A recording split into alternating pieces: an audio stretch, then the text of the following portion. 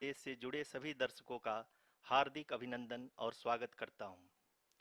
23 अगस्त 2023 आज की शाम इसरो के वैज्ञानिकों और सभी अंतरिक्ष वैज्ञानिकों के साथ लैंडर मॉड्यूल को चंद्रमा के सतह पर उतरने के ऐतिहासिक पलों को देखने के लिए तैयार और उत्सुक हैं।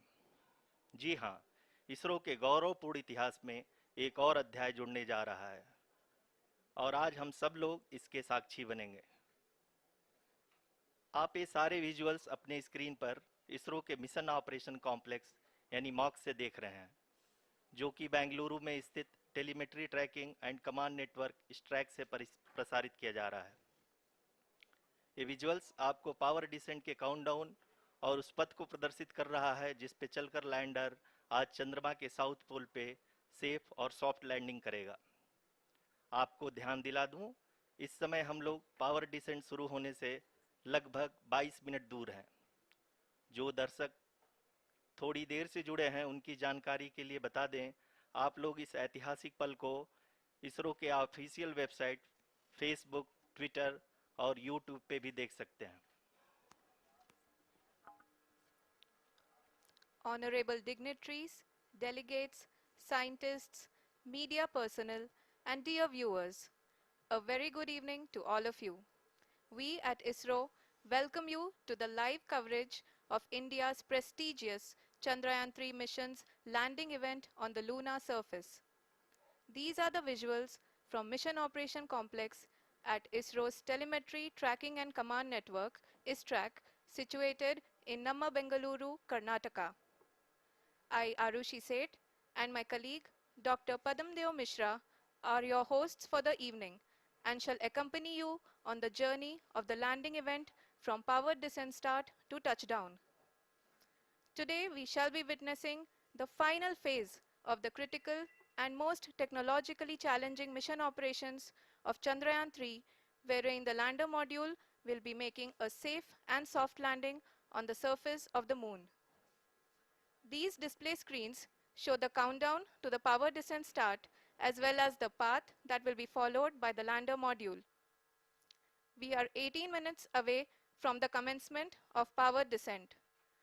India is at the brink of creating history as we all await with bated breath to witness the landing on Moon's south polar region.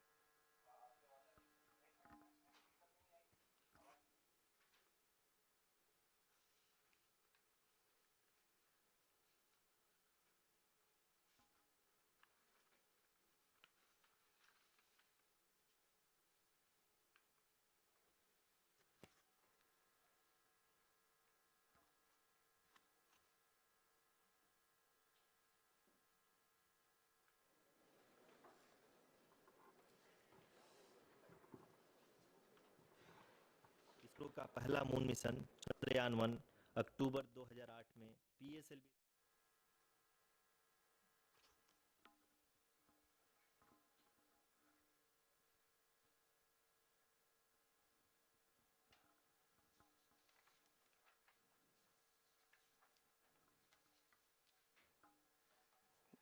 धन्यवाद आरुषि। अगर मैं सही मायने में कहूं तो अंतरिक्ष का कोई भी मिशन हो और चाहे किसी भी देश के द्वारा संचालित किया जा रहा हो, इसरो मिशन की निश्चितता और अनिश्चितता के बीच बहुत ही महीन अंतर होता है, जिससे कि एक मिशन सफल या असफल होता है। लेकिन ना हम थके ना हम हारे। हमने पिछली कमियों को सुधारते हुए आज पूरी तरह से आश्वस्त किया है कि लैंडर मॉड्यूल निश्चित तौर पे चंद्रमा के सतह पर सेफ और सॉफ्ट लैंडिंग करेगा। सभी दर्शकों के जानकारी के लिए अब हम इसरो के अब तक के सभी लूनर मिशंस को संक्षिप्त विवरण प्रस्तुत करेंगे। जी हाँ, इसरो का पहला मून मिशन चंद्रयान 1 अक्टूबर 2008 में पीएसएलवी रॉकेट के द्वारा सफलतापूर्वक प्रक्षेपित किया गया था। चंद्रयान 1 ने चंद्रमा के सतह पर पानी की खोज करके पहले ही इतिहास रच चुका है। यही कारण है कि आजकल विश्व के तमाम अंतरिक्ष वैज्ञानिक और स्पेस एजेंसियां चंद्रमा को और करीब से जानने के लिए उत्सुक दिख रही हैं। अगर हम बात करें चंद्रयान 2 की, जो इसरो का दूसरा मिशन है, जुलाई 2019 में इसरो के सबसे ताकतवर रॉकेट LVM-3 द्वारा सफलतापूर्वक प्रक्षेपित किया गया था और आज भी लगभग 4 साल बाद यह चंद्रमा के 100 किलोमीटर के सर्कुलर ऑर्बिट में घूमते हुए बहुत ही उत्तम क्वालिटी का डेटा प्रदान कर रहा है। मिशन के प्रारंभ में इसकी आयु 1 साल निर्धारित की गई थी, परंतु LVM-3 द्वारा बहुत ही सटीक इंजेक्शन और मिशन मैनेजमेंट की वजह से चंद्रयान 2 काफ़ी लंबे समय तक कार्यरत रहेगा। अब तक चंद्रयान 2 चंद्रमा के लगभग सभी भागों का चित्र ले चुका है। इसका एक बहुत ही महत्वपूर्ण पेलोड OHRC यानी कि ऑर्बिटर हाई रेजोल्यूशन कैमरा विश्व का सबसे बेहतरीन कैमरा है, जो कि चंद्रमा की सतह का लगातार पिक्चर भेज रहा है। अब मैं ROC जी से निवेदन करूंगा कि वो आप लोगों को इसरो के वर्तमान मिशन चंद्रयान 3 के बारे में बताएं। अभी आपने मिश्रा जी के द्वारा सुना इसरो के अब तक के लूनार मिशंस का विवरण। अब चलते हैं towards Chandrayaan 3, the follow-up mission of Chandrayaan 2, which has been designed to accomplish our mission goals. The primary objective of Chandrayaan 3 mission is the demonstration of safe and soft landing on the lunar surface. This demonstration is a critical aspect for ISRO's future interplanetary missions. In addition to this, the mission objectives also include demonstration of roving capability and conduction of in situ scientific experiments on Moon's surface. Carried on the shoulders of India's heaviest rocket LVM-3 on the 14th of July, Chandrayaan-3 was placed in the precise elliptic parking orbit of size 170 by 36,500 kilometers. ISRO, in its mission plan of following the incremental trajectory approach, carried a total of 5 earthbound maneuvers. The fifth apogee-raising maneuver, which took place on the 25th of July, placed the spacecraft in an orbit of 250 by 1,27,000 kilometers.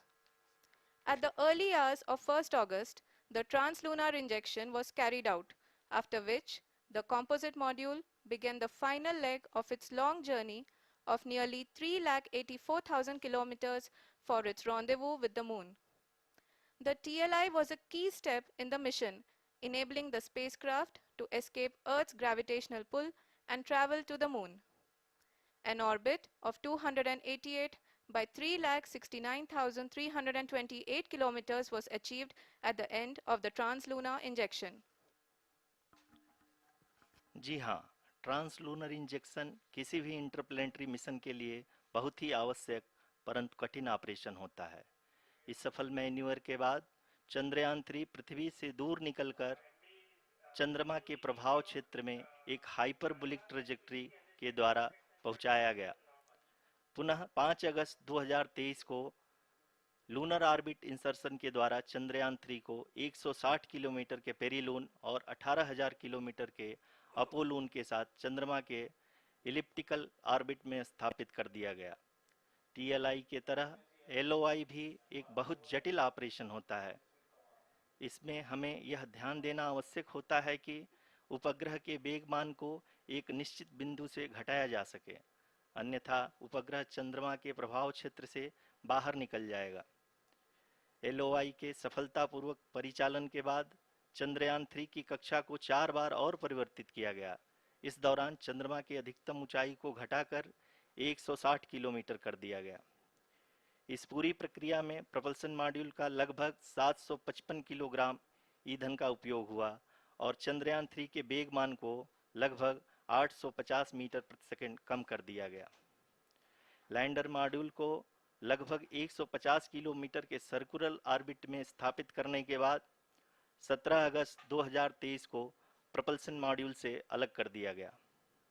पुनः lander model के orbit को 2 डीबूस्ट manoeuvres के द्वारा 150 kilometre के circular orbit से घटाकर 25 गुणे 130 kilometre के एलिप्टिकल ऑर्बिट में स्थापित कर दिया गया।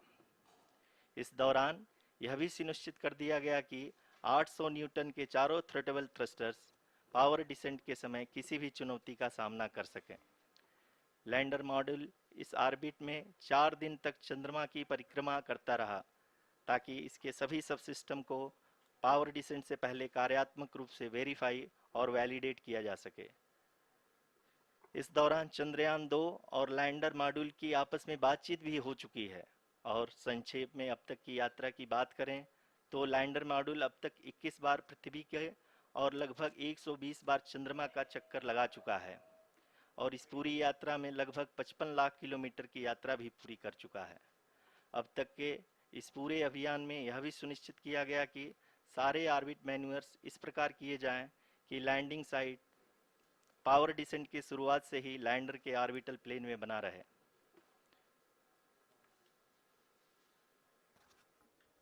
Make it further That is true complicated. indeed. We have arrived at the crucial juncture wherein the orbit plane contains the desired landing site at the start of powered descent. We are also happy to announce that live images from the Chandrayaan-3 lander imager camera is being received continuously. The demonstration of soft landing on the moon's surface is no ordinary feat due to the innumerable challenges and complexities involved. The lander velocity has to be killed from nearly 6,048 kilometers per hour without any aid from the thin and tenuous moon's atmosphere. The lunar dust at the time of landing and the craters and boulders scattered over the moon's surface make it further complicated to achieve this. The new and improved Chandrayaan 3 design has been built after envisaging all the scenarios which the lander module can encounter. With several software improvements, provision for full-level redundancies, a plethora of special tests, namely the integrated hot test, integrated cold test, and lander leg drop tests were carried out for the lander module. The success of these tests has provided great confidence in the performance of all the onboard sensors, propulsion system, and associated guidance, control, and navigation algorithms. The key findings during the tests have enabled to improve the overall system performance. The largely unexplored south pole of the moon has been chosen as the intended landing site since there is a possibility of finding ice and other minerals which would be vital resources for future explorers. Apart from continuing investigations pioneered by Chandrayaan 1 and Chandrayaan 2, the Chandrayaan 3 mission will also provide invaluable data to the science community around the world. Let us give our viewers a glimpse on the configuration of Chandrayaan 3 mission.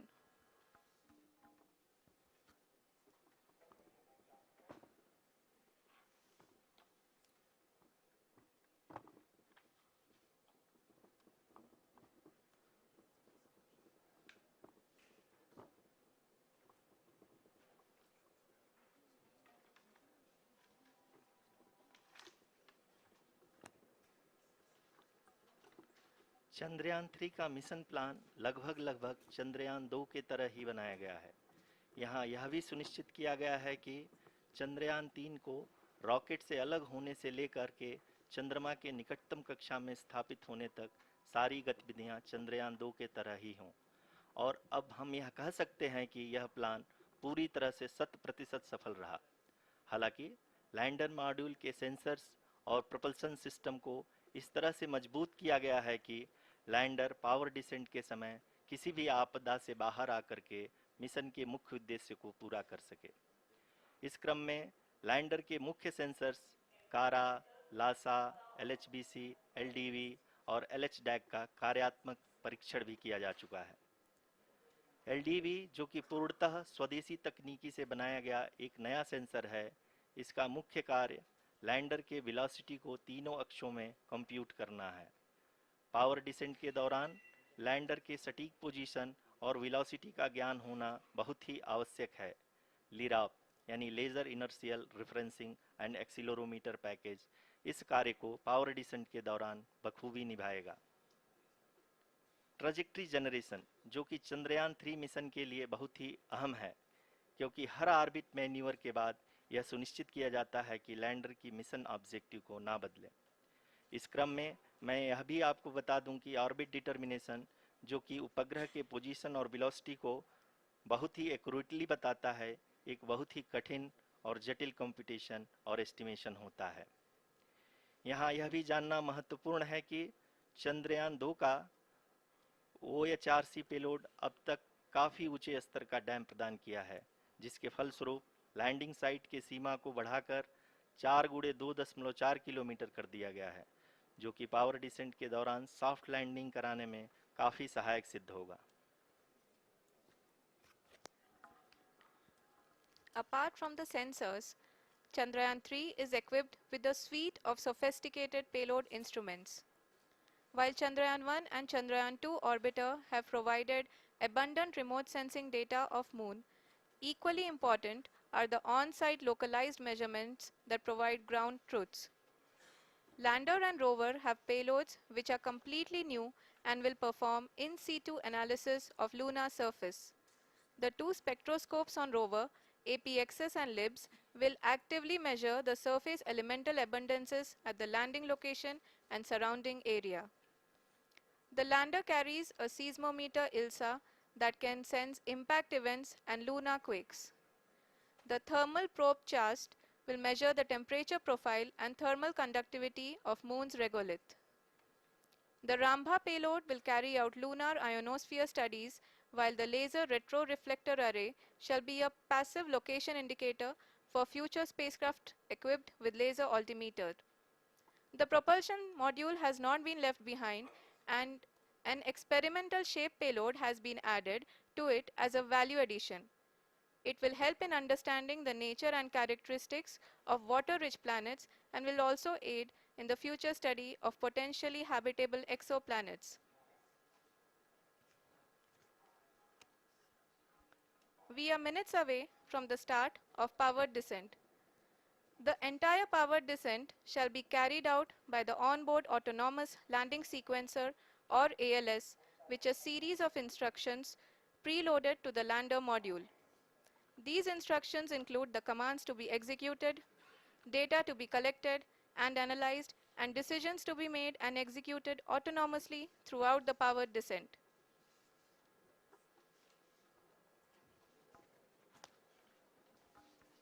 जी हाँ, अब हम power descent के बहुत ही करीब आ चुके हैं।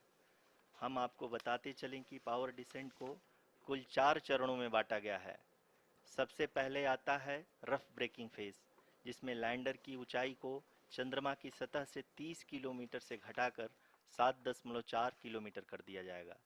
इस पूरी प्रक्रिया को पूरा करने में लगभग 11.5 मिनट लगेगा और इसका समानांतर वेग 1680 मीटर प्रति सेकंड से घटाकर 358 मीटर प्रति सेकंड हो जाएगा।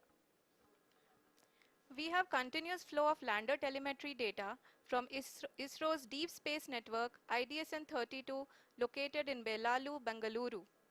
The data is being acquired real-time by station and is flown to the Mission Operation Complex through our communication links.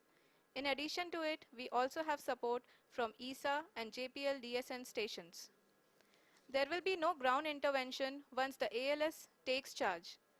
The preparation for today's event had started 48 hours before, wherein various pre-selections and uplinking of parameters for the autonomous landing sequence were carried out.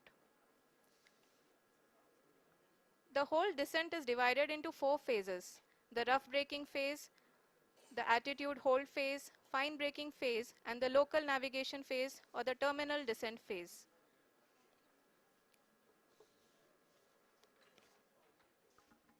जी हाँ, attitude hold phase, जो कि power descent का दूसरा चरण है, एक बहुत ही महत्वपूर्ण फेज है। इस 10 सेकंड के स्मॉल ड्यूरेशन के दौरान लैंडर के 2 महत्वपूर्ण सेंसर कारा और लासा लैंडर की ऊंचाई की गणना करेंगे। इस फेज के पूरा होते ही लैंडर चंद्रमा के सतह से कुल 6.8 किलोमीटर की ऊंचाई पर होगा। During the rough braking phase, the lander velocity shall be brought down from 1680 meters per second to 358 meters per second. The altitude will be brought down from 30 kilometers to 7.4 kilometers at the end of rough braking.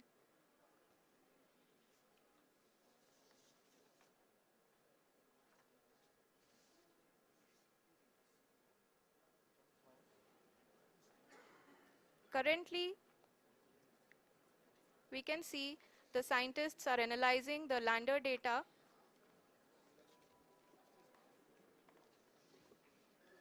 जी हाँ, हम ये देख सकते हैं कि mission operation complex रूप में बैठे सभी वैज्ञानिक ये जो भी डेटा देख रहे हैं वो डीप स्पेस नेटवर्क आईडीएसएन 32 के द्वारा प्रोवाइड किया जा रहा है। और अगर हम अब बात करें पावर डिसेंट के तीसरे चरण का, जो कि फाइन ब्रेकिंग फेज होगा, जिसमें लैंडर लैंडिंग साइट से जस्ट 800 मीटर की ऊंचाई पर वर्टिकली होगा। इस चरण को पूरा होने में लगभग 3 मिनट लगेंगे और इस चरण के पूरा होते ही लैंडर की वेलोसिटी लगभग शून्य हो जाएगी। The scientists here at ISRO are glued to their systems, analyzing all sorts of complex data. We are very close to the power descent, to the start of the power descent phase.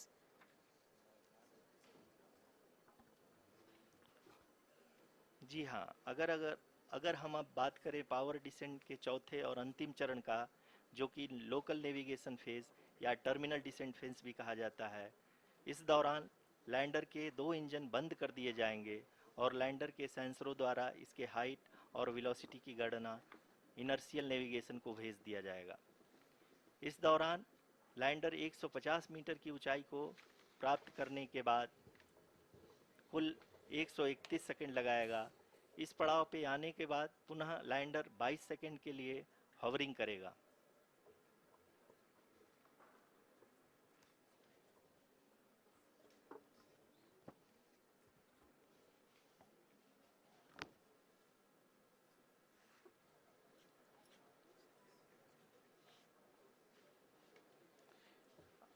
आप इस समय अपने screen पे mission operation complex में बैठे सभी मान्यगणों को देख सकते हैं, जो कि बहुत ही उत्सुकता के साथ टेलीमेट्री डेटा को देख रहे हैं। अभी हम लोग पावर डिसेंट शुरू होने से जस्ट कुछ ही पल दूर हैं।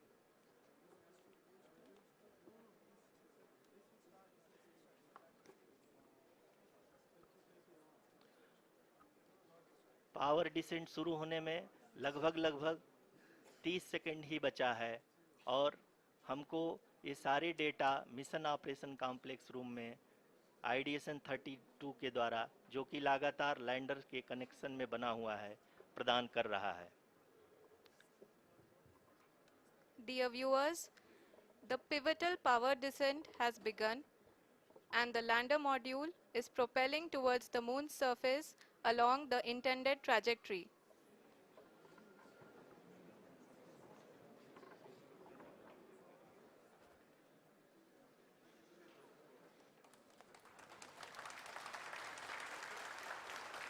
जी हाँ, अब देख सकते हैं रफ ब्रेकिंग फेज की शुरुआत हो चुकी है।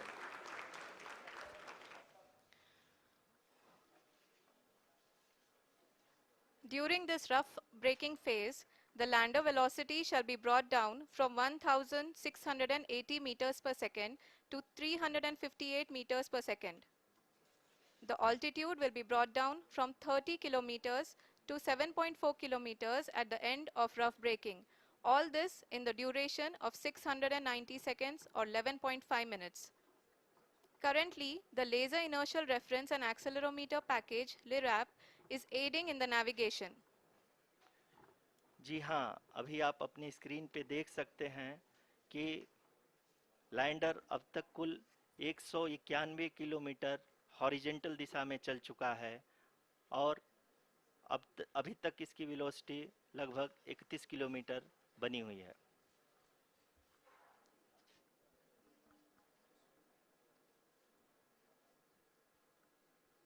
The lander module has traveled a distance of approximately 228 kilometers. The complete downrange that will be traveled during this phase shall be nearly 713.5 kilometers.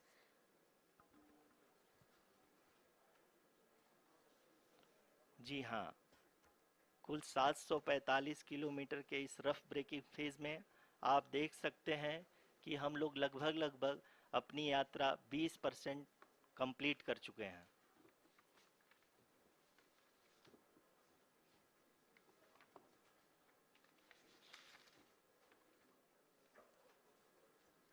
Power descent की यह शुरुआत हम कह सकते हैं कि बहुत ही सटीक और सधी हुई है, जिसमें लैंडर अपने वेगमान को अनुमानित तरीके से घटा रहा है।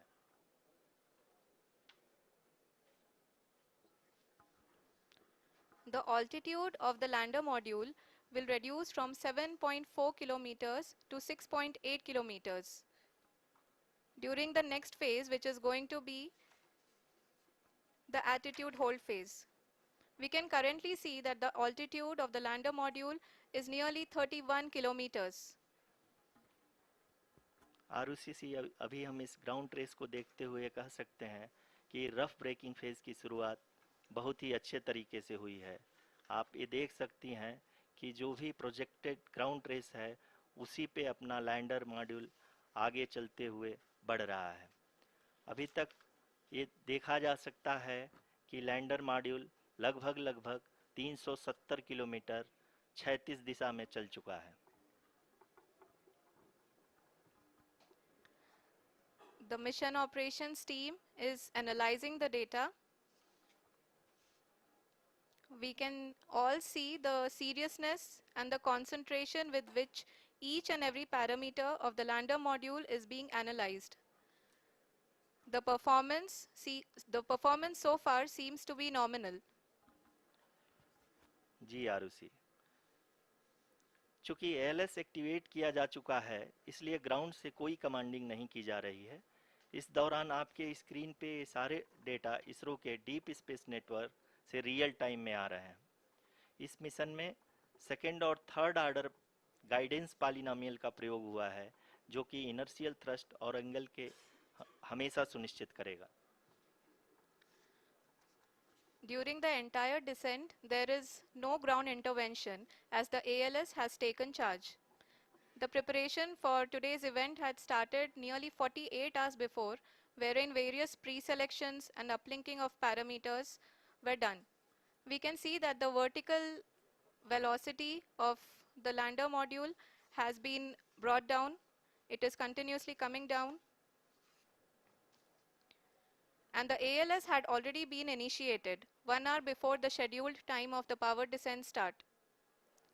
Following this, the throttleable engine electronics module, the TECM, was switched on and lander was oriented to the favorable attitude. जी हाँ, आप अपने स्क्रीन पे देख सकते हैं कि लैंडर मॉड्यूल जिसकी शुरुआत में वेलोसिटी 1680 मीटर पर सेकंड थी, लगभग 1150 मीटर पर सेकंड हो चुकी है, जो कि एक बहुत ही मैजेस्टिक शुरुआत कही जा सकती है इस रफ ब्रेकिंग फेज के लिए।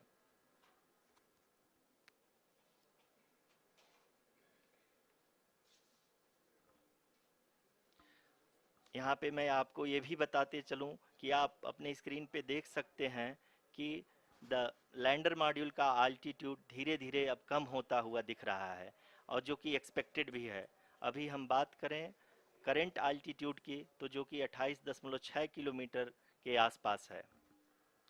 आप स्क्रीन पर ये भी देख सकते हैं Chandrayaan 3 lander imager display. The lander imager is continuously taking photographs of the moon's surface, and that is also being streamed here. Currently, the horizontal velocity has been brought down and the distance traveled is 574 kilometers. The current altitude is 27 kilometers as can be seen on the screen. जी हाँ, करीब अपने आधे सफ़र को पूरा करते हुए इस rough breaking phase में लैंडर बहुत ही आगे की तरफ बढ़ते हुए अपनी ऊंचाई को घटा रहा है। अगर अब बात करें तो लैंडर की ऊंचाई चंद्रमा के सतह से लगभग 27 किलोमीटर से नीचे हो चुकी है, करीब 26.7 किलोमीटर के आसपास है। The next phase after the rough braking phase is the attitude hold phase, which will be for a duration of nearly 10 seconds. The lander will be oriented such that both the altimeters will be looking exactly towards the moon's surface. At the end of this attitude hold phase, height measurement update to navigation system will be given from the laser and car band altimeters. Currently, we are in the middle of the rough braking phase. जी हाँ, अगर हम ध्यान से देखें तो लगभग 8 minute की यात्रा के बाद लैंडर अपनी हॉरिजेंटल वेलोसिटी को लगातार कम करते हुए अपनी ऊंचाई, अभी की ऊंचाई के समय 24 किलोमीटर की ऊंचाई प्राप्त कर चुका है।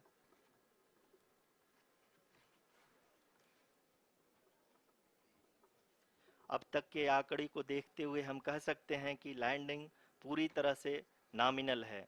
यहाँ पर हम देख सकते हैं कि हॉरिजेंटल वेलोसिटी लगातार कम होती हुई दिख रही है।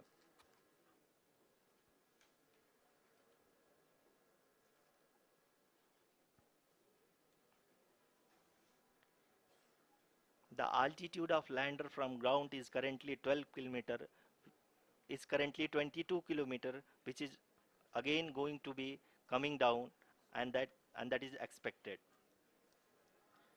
For the viewers who have joined now, we are in the powered descent phase, and we are in the rough braking phase, which is the first phase of the powered descent. We have currently traveled a downrange of 697 kilometers, and the downrange that has to be traveled during this phase is 713.5 kilometers. जी हाँ, अभी आप देख सकते हैं कि lander की horizontal velocity लगभग 720 metre प्रति सेकंड हो गई है। लगभग हम ये कह सकते हैं कि 900 मीटर प्रति सेकंड वेलोसिटी को कम किया जा चुका है।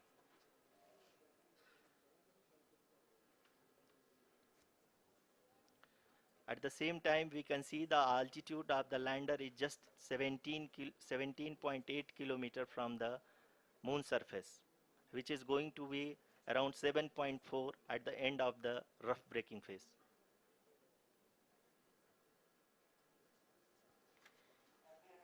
इस phase के बाद हम जाएंगे towards the attitude hold phase,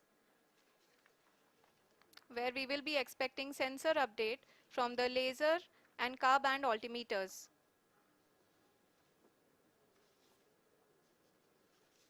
We can see the visualization of the lander module moving towards the moon's surface. The current altitude is nearly 15.2 kilometers, and the distance traveled is 754 kilometers. We can also see the image that the lander imager camera has been providing. जी हाँ, इस rough breaking phase के दौरान 800 Newton के चारों throttle engine अपने कार्य को पूरी तरह से अंजाम दे रहे हैं और लैंडर के हॉरिजॉन्टल वेलोसिटी को लगातार कम कर रहे हैं। अब तक लैंडर लगभग अपने 75 से 80% की यात्रा को पूरा कर चुका है।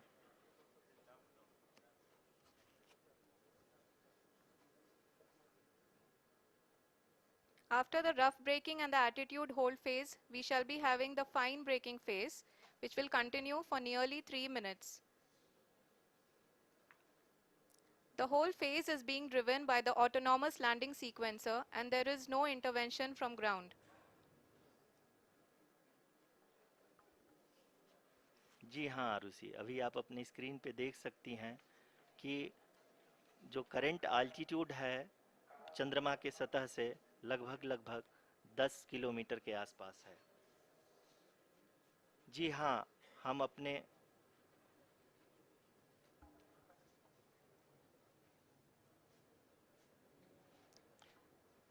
जी हाँ, हमारे प्रधानमंत्री जी श्री नरेंद्र मोदी जी हम सभी का उत्साहवर्धन करने के लिए दक्षिणी अफ्रीका के जोहानसबर्ग से जुड़ गए हैं।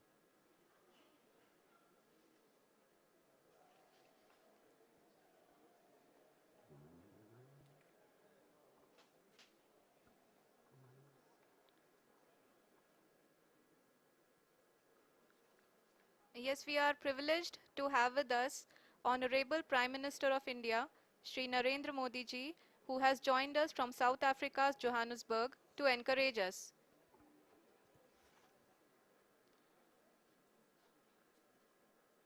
जी हाँ, आप ये देख सकते हैं एल्टीट्यूड होल्ड फेस भी बहुत ही आसानी से लैंडर फेस ने पार कर लिया है और अब फाइन ब्रेकिंग की शुरुआत हो चुकी है। अभी हम ये देख सकते हैं कि लैंडर की ऊंचाई लगभग 5.6 किलोमीटर है, जो कि इस फेज के उपरांत लगभग लगभग 800 मीटर हो जाएगी।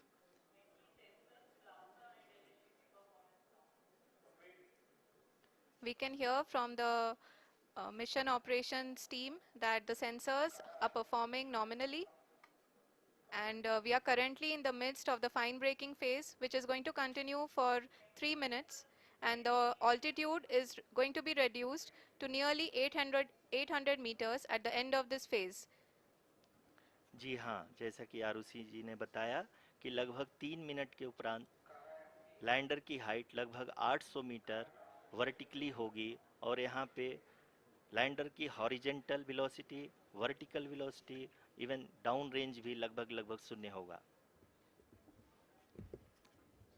We can see the visual of the lander module, and we can see that the downrange traveled is nearly 831 kilometers.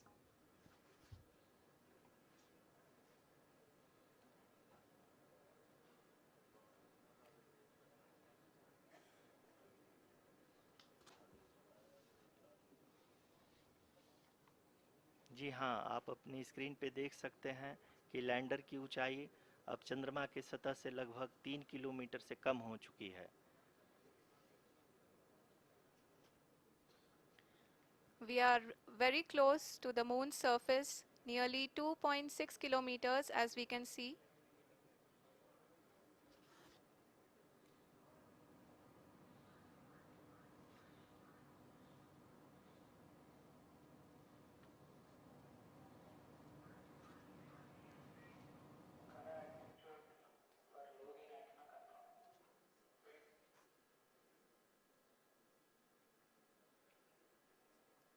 जी हाँ, अभी आप देख सकते हैं कि लैंडर की ऊंचाई लगभग लगभग 1 किलोमीटर के आसपास है।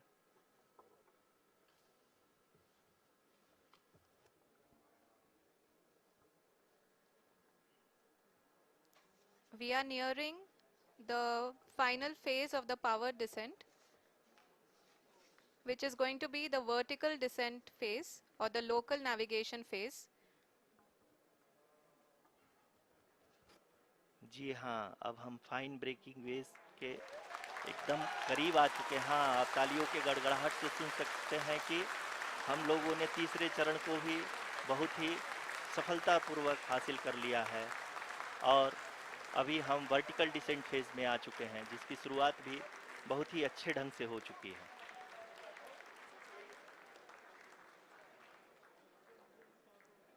Lot of applause indicates that till now the performance has been nominal.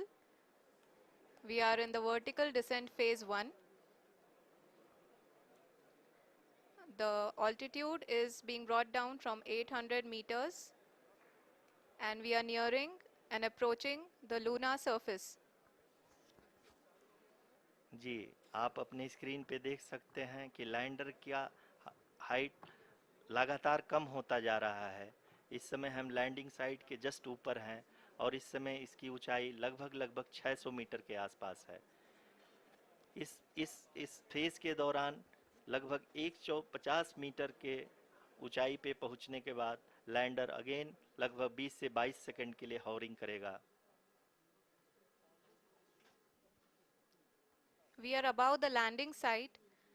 The horizontal as well as the vertical velocity is now being constantly reduced, and the lander module has begun its descent towards the landing site.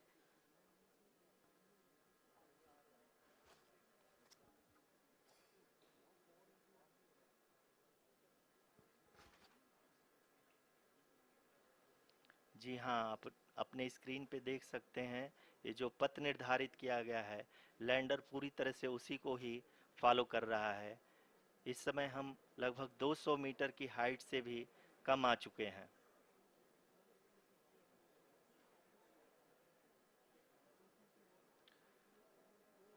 अब हम ये देख सकते हैं कि हम लगभग लगभग 150 मीटर की ऊंचाई पे हैं चंद्रमा के सतह से।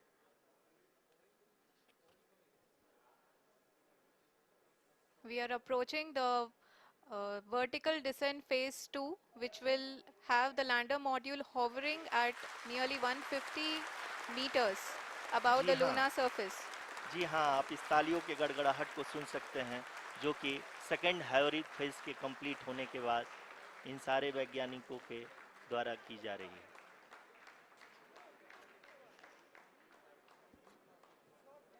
जी हाँ, आप अगर फिर से ध्यान से देखें तो एल्टीट्यूड पुनः कम होता जा रहा है। अभी हम लोग लगभग 135 मीटर की ऊंचाई पे हैं। The sensors that are updating at this point are providing confirmation of the safety of the landing site.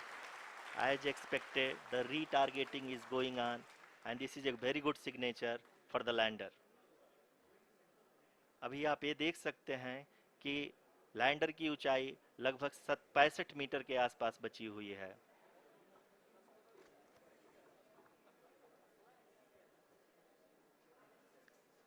Currently, only two engines are now being fired, and we are nearly at zero velocity, vertical and horizontal. We were hovering, and now we are approaching the moon's surface. धीरे धीरे lander की वेगमान को कम किया जा रहा है और हम अब लगभग 50 मीटर से भी कम आ चुके हैं। We can see the Honorable Prime Minister, Shri Narendra Modi ji, who is here to encourage us, and he is critically looking at the visuals.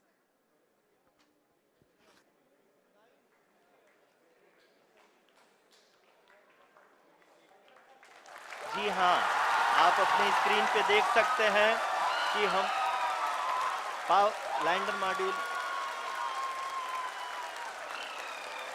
People are applauding. Let lander us all module wait to hear from the Secretary Department of Space and Chairman ISRO, Shri S. Somnath. Lander module पूरी तरह से safely और softly चंद्रमा के सतह पे land हो चुका है। ये हम लोगों के लिए बहुत ही गर्व की बात है। हिंदी में एक कहावत है कि चंदा मामा दूर के, लेकिन अब हम ये कह सकते हैं कि चंदा मामा अपने घर के। बहुत ही उम्दा. The hard work of the entire ISRO community has come to fruition.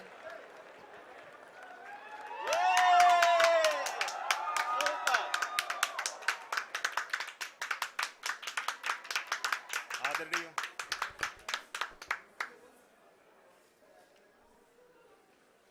आदरणीय प्रधानमंत्री जी, नमस्कार. Sir, we have achieved soft landing on the moon. India is on the moon. Sir, I request our Honorable Prime Minister to address us and bless us. Thank you, sir.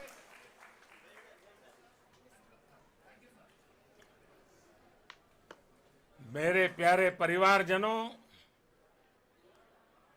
जब हम अपनी आंखों के सामने ऐसा इतिहास बनते हुए देखते हैं तो जीवन धन्य हो जाता है। ऐसी ऐतिहासिक घटनाएं राष्ट्र जीवन की चिरंजीव चेतना बन जाती है। ये पल अविस्मरणीय है। ये क्षण अभूतपूर्व है। ये क्षण विकसित भारत के शंखनाद का है। ये क्षण नए भारत के जयघोष का है। ये क्षण मुश्किलों के महासागर को पार करने का है। ये क्षण जीत के चंद्र पथ पर चलने का है। ये क्षण 140 करोड़ धड़कनों के सामर्थ्य का है। ये क्षण भारत में नई ऊर्जा, नया विश्वास, नई चेतना का है। ये क्षण भारत के उदयमान भाग्य के आह्वान का है। अमृत काल की प्रथम प्रभा में सफलता की ये अमृत वर्षा हुई है। हमने धरती पर संकल्प लिया और चांद पर उसे साकार किया। और हमारे वैज्ञानिक साथियों ने भी कहा, India is now on the moon. आज हम अंतरिक्ष में नए भारत की नई उड़ान के साक्षी बने हैं। साथियों, मैं इस समय ब्रिक्स समिट में हिस्सा लेने के लिए दक्षिण अफ्रीका में हूं, लेकिन हर देशवासी की तरह मेरा मन चंद्रयान महाअभियान पर भी लगा हुआ था। नया इतिहास बनते ही हर भारतीय जश्न में डूब गया है। हर घर में उत्सव शुरू हो गया है। हृदय से मैं भी अपने देशवासियों के साथ, अपने परिवारजनों के साथ इस उमंग और उल्लास से जुड़ा हुआ हूं।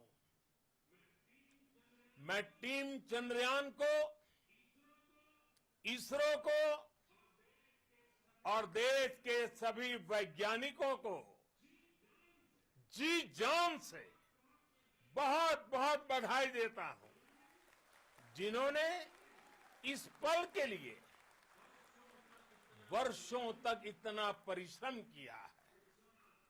उत्साह, उमंग, आनंद और भावुकता से भरे इस अद्भुत पल के लिए मैं 140 करोड़ देशवासियों को भी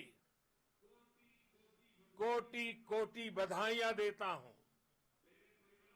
मेरे परिवारजनों, हमारे वैज्ञानिकों के परिश्रम और प्रतिभा से भारत चंद्रमा के उस दक्षिणी ध्रुव पर पहुंचा है, जहां आज तक दुनिया का कोई भी देश नहीं पहुंच सका। अब आज के बाद से चांद से जुड़े मिथक बदल जाएंगे, कथानक भी बदल जाएंगे और नई पीढ़ी के लिए कहावतें भी बदल जाएगी। भारत में तो हम सभी लोग धरती को मां कहते हैं और चांद को मामा बुलाते हैं। कभी कहा जाता था, चंदा मामा बहुत दूर के हैं। चंदा मामा बहुत दूर के हैं। अब एक दिन वो भी आएगा जब बच्चे कहा करेंगे, चंदा मामा बस एक टूर के हैं। Friends, on this joyous occasion, I would like to address all the people of the world, the people of every country and region. India's successful moon mission is not just India's alone. This is a year in which the world is witnessing India's G20 presidency. Our approach of one earth, one family, one future is resonating across the globe. This human-centric approach that we present and that we represent has been welcomed universally. Our moon mission is also based on the same human-centric approach. Therefore, this success belongs to all of humanity, and it will help moon missions by other countries in the future. I am confident that all countries in the world, including those from the global south, are capable of achieving such feats. We can all aspire for the moon and beyond. मेरे परिवारजनों, चंद्रयान महाअभियान के ये उपलब्धि भारत की उड़ान को चंद्रमा की कक्षाओं से आगे जाएगी। हम हमारे सौर मंडल की सीमाओं का सामर्थ्य परखेंगे और मानव के लिए ब्रह्मांड की अनेक संभावनाओं को साकार करने के लिए भी जरूर काम करेंगे। हमने भविष्य के लिए कई बड़े और महत्वाकांक्षी लक्ष्य तय किए हैं।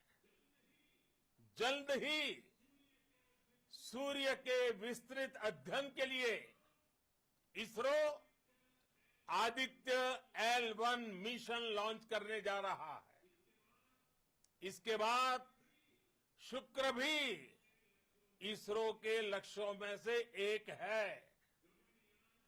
गगनयान के जरिए देश अपने पहले ह्यूमन स्पेस फ्लाइट मिशन के लिए भी पूरी तैयारी के साथ जुटा है।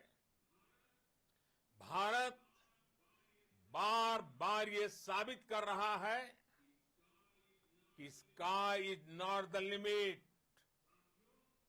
साथियों, साइंस और टेक्नोलॉजी देश के उज्जवल भविष्य का आधार है। इसलिए आज के इस दिन को देश हमेशा हमेशा के लिए याद रखेगा। यह दिन हम सभी को एक उज्जवल भविष्य की ओर बढ़ने के लिए प्रेरित करेगा। ये दिन हमें अपने संकल्पों की सिद्धि का रास्ता दिखाएगा। ये दिन इस बात का प्रतीक है कि हार से सबक लेकर जीत कैसे हासिल की जाती है। एक बार फिर देश के सभी वैज्ञानिकों को बहुत बहुत बधाई और भविष्य के मिशन के लिए ढेरों शुभकामनाएं। बहुत बहुत धन्यवाद।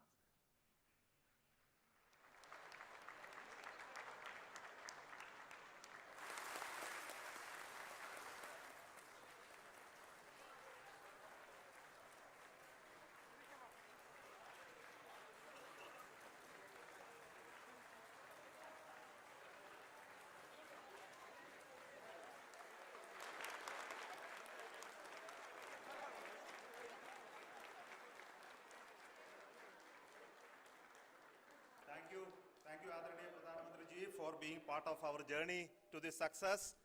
And let me take this opportunity to thank the people behind this mission, the project director of Chandrayaan 3. He is here. Veera Muthuvel, congratulations to you. The associate project director, Kalpana, and the mission operations director, Srikanth. And the satellite was built at your house satellite center, Shankar and the director.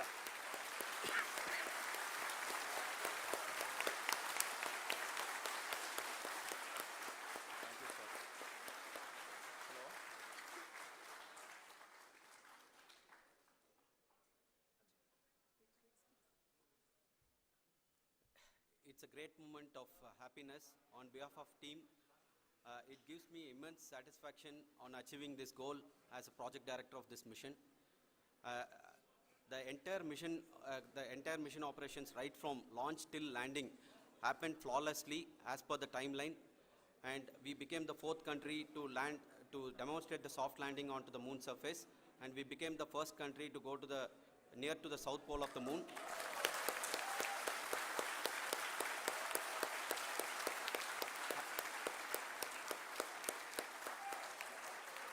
I take this opportunity to thank navigation, guidance and control team, propulsion team, sensors team and all the mainframe subsystems team who have brought success to this mission. I also take the opportunity to thank the Critical Operations Review Committee for thoroughly reviewing the mission operations right from launch till this date. The target was on spot because of the review process. I also thank the ISRO higher management, right from Chairman ISRO, Director URSC and all the center directors and higher ISRO officials. And finally, my thanks to the Chandrayaan 3 project executives spread across the ISRO centers. Thank you.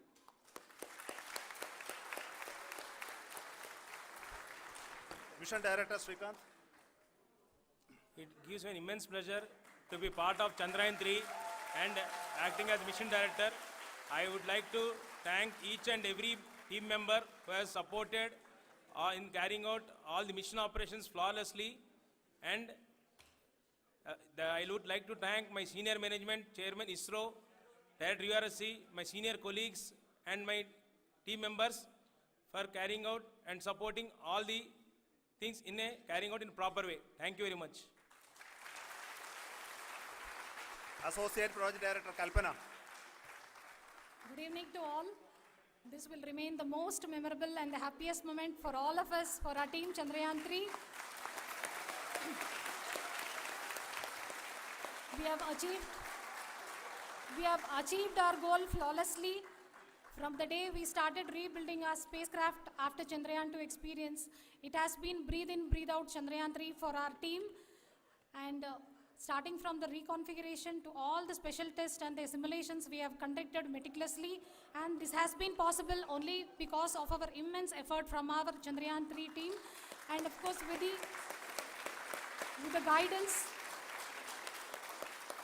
the guidance from our Chairman ISRO, our directors and all our experts. With all this, it has been possible.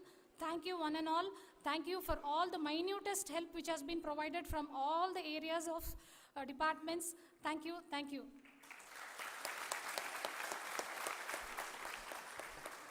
Now, Chandrayaan 3 is a result of the work done by thousands of scientists, engineers, our staff and industries and support team across ISRO and other places, other institutions. And Shankaran has been the lead of the center which integrated all of these efforts in the last so many years. So I request him to speak on behalf of all of you.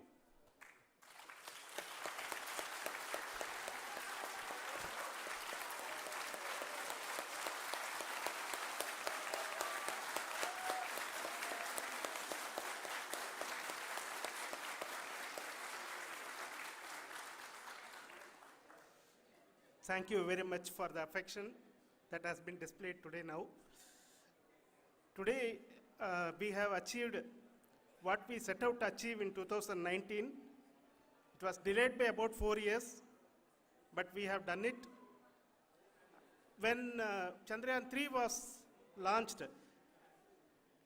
after the separation of the spacecraft from launch vehicle, I said, I will speak the rest of the things after the soft landing.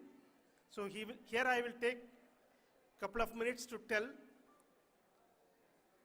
the tremendous amount of effort that has been put in by the entire project team. When I say project team, it is not just only the project director and associate project director. Of course, they are the face of the project. They have been living, sleeping, eating, breathing Chandrayaan for the last 4 years. They have been supported by such a large number of people, particularly in the navigation, guidance and control area, propulsion system.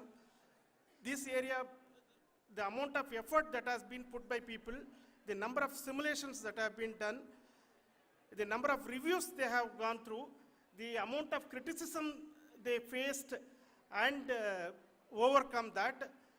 It is, as a person who has been watching this for the last 4 years along with them, my heart goes out for them.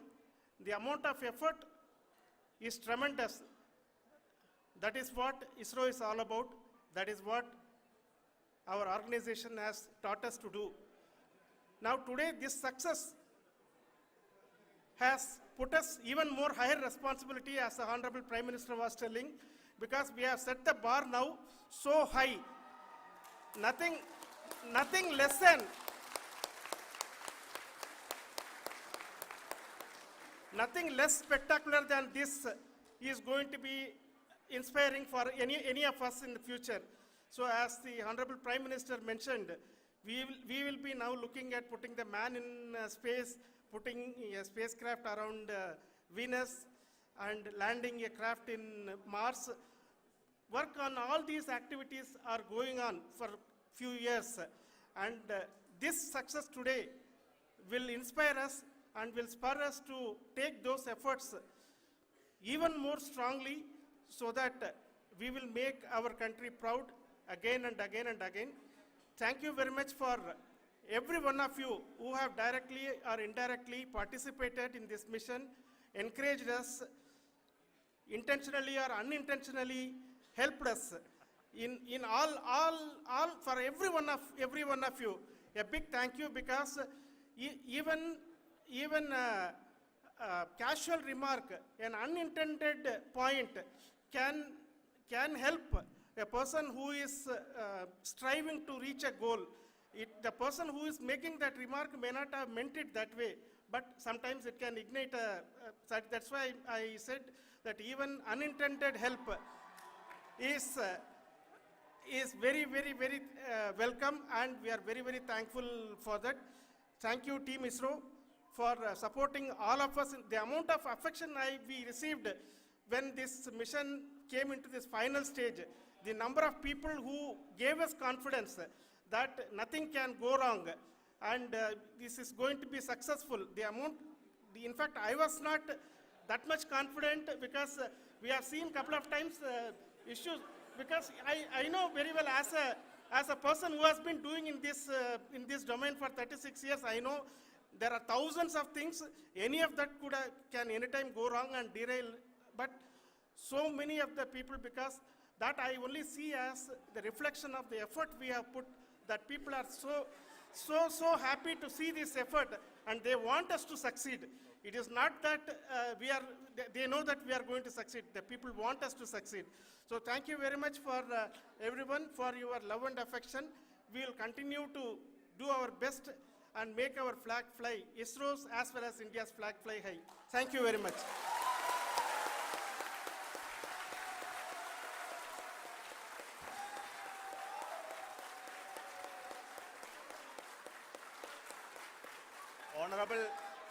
Honorable Prime Minister called me and conveyed his greetings to each one of you and your family, for the wonderful work you did in ISRO.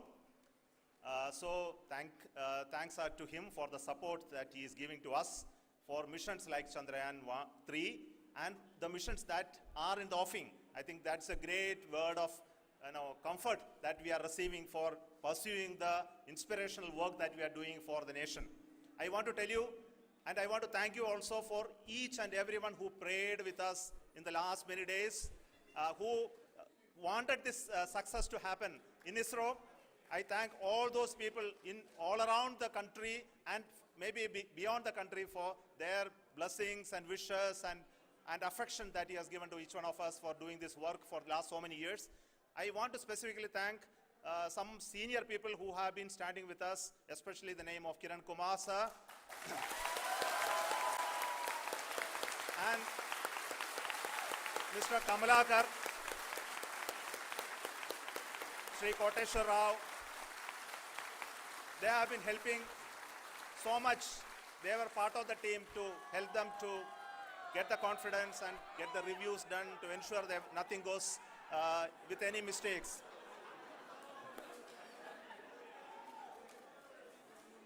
And of course, this is not the work of us alone.